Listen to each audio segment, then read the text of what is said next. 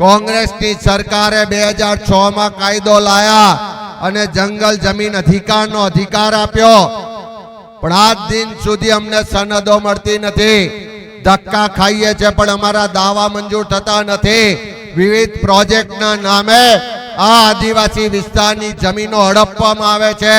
અહીંયા એરપોર્ટ બનાવવાની વાત કરે, જળાશય બનાવવાની વાત કરે, ભારતમાલા પ્રોજેક્ટ લાવવાની વાત કરે, કોઈ બીજા રસ્તા કે અભયારણ્ય બનાવી અને આ આદિવાસી સમાજની જમીનો છીનવવામાં આવે છે.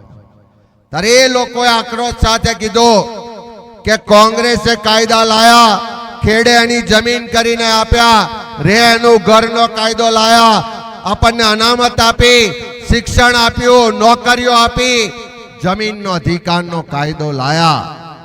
પણ આ ભારતીય જનતા પાર્ટીની સરકાર એ બધું જ છીનવી લેવા માંગે છે. અમારા માટે કઈક અવાજ ઉઠાવો, આમનાથી અમને બચાવો.